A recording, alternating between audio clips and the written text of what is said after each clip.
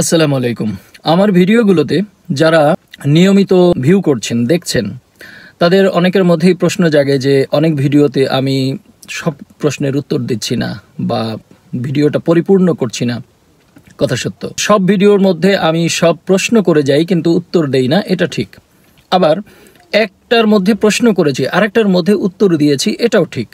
তো আপনি একটা ভিডিও দেখে যদি সেটার মধ্যে প্রশ্ন পান, তো সেই প্রশ্নটা আমাকে করার আগে আমি আশা করব আমার বাকি আরও যে ভিডিওগুলো আছে সেগুলো দেখবেন। সব না দেখলেও অন্তত বেশ কয়েকটা দেখুন, তখন আপনি নিজেই বুঝতে পারবেন যে না, এই উত্তরগুলো বিভিন্ন ভিডিওতে আছে। এক। ২ নম্বর বিষয় হচ্ছে যে আমি যে ভিডিওগুলো দিচ্ছি, যেমন ধরুন নামাজের প্রসঙ্গ, কেয়ামতের প্রসঙ্গ, বিচারের প্রসঙ্গ, কবর আযাবের প্রসঙ্গ, এইরকম যে প্রসঙ্গগুলো আছে বড় বড়, এই প্রত্যেকটা প্রসঙ্গের আমি বিস্তারিত ভিডিওই বানাবো পর্যায়ক্রমে, পর্ব পর্ব করে। যেমন নামাজের আমি 2টা পর্ব দিয়েছি, কোরআনের সালাত বনাম ভ্রান্ত নামাজ, এটার 2টা পর্ব দিয়েছি। 3 নম্বর পর্ব রেডি হচ্ছে, খুব শীঘ্রই আসবে এবং তার পরবর্তীতে আরও পর্ব আসবে।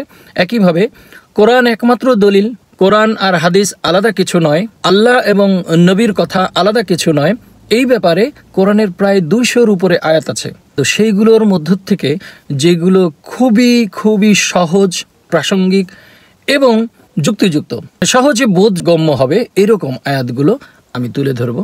তাও অন্তত 50-60টা আয়াত এখানে আসবে, যেগুলো আমি ইতোমধ্যে স্টোরিতে বা ইমেজ আকারে বিভিন্ন সময় দিচ্ছি। তো এইটার বিস্তারিত বিশ্লেষণ সহ আমি ভিডিও নিয়ে আসবো। 3 হচ্ছে কবর আযাব। কবর আযাব নিয়ে অনেকের মধ্যে বিভ্রান্তি আছে যে তাহলে কি কবর আযাব নাই, আপনি মিথ্যা বলছেন, কবরে আযাব আছে, নবী বলেছেন, হ্যাঁ, ইত্যাদি ইত্যাদি। আমি কিন্তু কবরের আযাবকে অস্বীকার করি নাই। কবরের আযাব অবশ্যই আছে, কিন্তু কবরের আযাব বিচারের আগে হয় না, এবং আমরা যে মাটিতে কবর দেই এই মাটির কবরে হয় না। কারণ মাটির কবরে তো আপনার প্রাণ যায় না, তা আযাব সেখানে হবে কি করে? আযাব হয় কবরের মধ্যেই।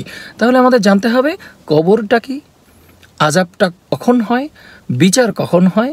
বিচারের আগে তো শাস্তি হয় না, বিচার হবে, আমলনামা হাতে দিবে, তারপরে না শাস্তি। তো এগুলোর বিস্তারিত আপনারা পর্যায়ক্রমে জানবেন। 3 হচ্ছে সামনে আসছে রোজা, আর অল্প কিছুদিনের মধ্যেই রোজা শুরু হবে।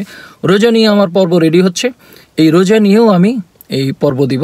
রোজার মধ্যে সাধারণত 2টা বিষয় খুব মুখ্য, একটা হচ্ছে বাহ্যিক আর একটা হচ্ছে অভ্যন্তরীণ। বাহ্যিক বিষয়গুলো আমরা কি করছি, কিভাবে করছি আর কিভাবে করা উচিত, আল্লাহ কি বলেছেন, সেটা একটা বিষয়। আর একটা বিষয় হচ্ছে যে এর অভ্যন্তরীণ যে দর্শন, অভ্যন্তরীণ যে শিক্ষা, অভ্যন্তরীণ যে সংযম, সেটা কি, সেটার বিষয়। এই বিষয়গুলো নিয়েও কোরআনের ভিত্তিতে আমি আলোচনা করব। তারপরে আসুন দৈনন্দিন আরও অনেক বিষয় আছে। অনেকে বলছেন কারবালা নিয়ে কথা বলুন, অনেকে বলছেন সুদ নিয়ে কথা বলুন, অনেকে বলছে দাজ্জাল, ইমাম মেহেদি, এগুলো নিয়ে কথা বলুন। অনেকের অনেক প্রসঙ্গ আছে। আমি অবশ্য সব প্রসঙ্গে কথা বলতে পারবো না। 1 হচ্ছে আমি সব জানি না, 2 হচ্ছে আমি সব প্রয়োজনও মনে করছি না। কারণ আমাদের আত্মশুদ্ধির জন্য যেটা দরকার সেটা আগে করতে হবে। কারণ ইমাম মেহেদি এসে কি করবেন সেটা জানা আমাদের খুব জরুরি না, যতটা জরুরি আমার নিজের ভিতরের শয়তান দূর করা। দাজ্জাল এসে কি করবেন, দাজ্জাল তো শত্রু, তো শত্রু বা শয়তানের চিন্তা আমি কখন করব? আমি নিজে যদি পরিশুদ্ধ থাকি, আমার তো দরকারই নেই।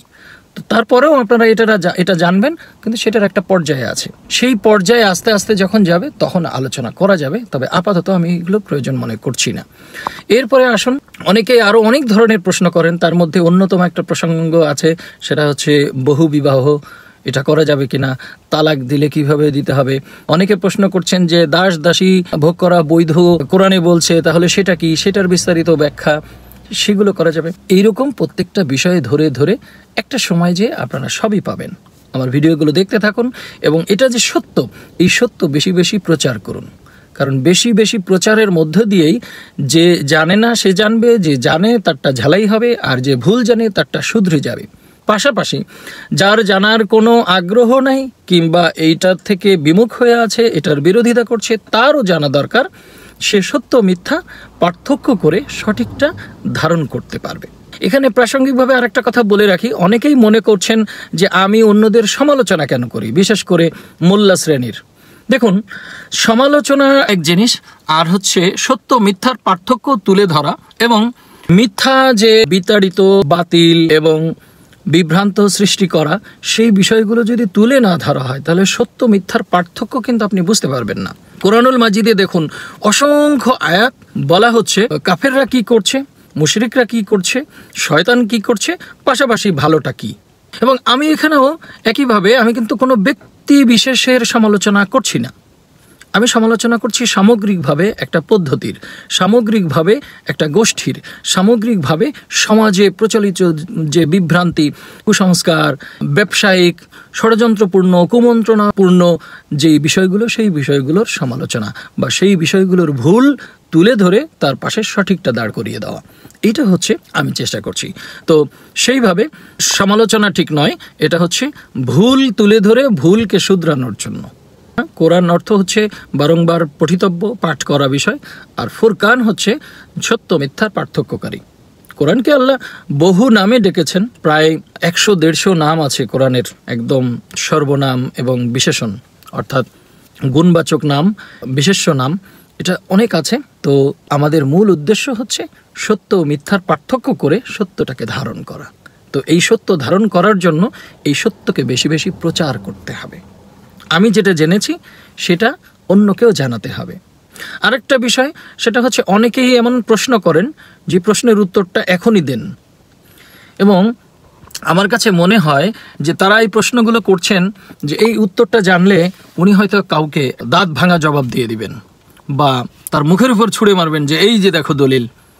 এইগুলো করার জন্য সত্য জানা যদি ইচ্ছা করেন তাহলে আমি বলবো যে সেটা ঠিক নয়। সত্য জানবেন নিজের জন্য, নিজেকে পরিশুদ্ধ করার জন্য, নিজেকে শয়তান মুক্ত করার জন্য। আর একজনকে দাঁত ভাঙা জবাব দিয়ে কোনো লাভ নাই, বরং তার দাঁতই ভাঙবে কিন্তু সে বুঝবে না। বুঝতে হলে আপনাকে বিনয়ী হতে হবে, নম্র হতে হবে, আদর্শিক হতে হবে, আত্মসমর্পণ করার মানসিকতায় আপনাকে সামনে তুলে ধরতে হবে। আরেকজনের দাঁত ভাঙা জবাব দেওয়া এটা সমীচীন নয়, শোভন নয়।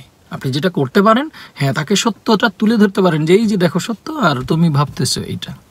তো সেটার জন্য ধৈর্য ধরতে হবে, আগে নিজে বুঝতে হবে, নিজে জানতে হবে। সুতরাং এমন কোনো প্রশ্ন করবেন না যে প্রশ্নের উত্তর এখনই দরকার আর এটা না হইলেই নয়। ব্যাপারটা এরকম নয়।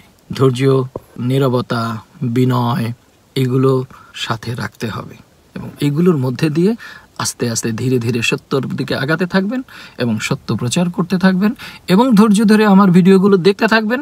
এর ভিতরে সব প্রশ্নের উত্তর পর্যায়ক্রমে ধারাবাহিকভাবে একের পর এক আসবে ইনশাআল্লাহ। ধন্যবাদ।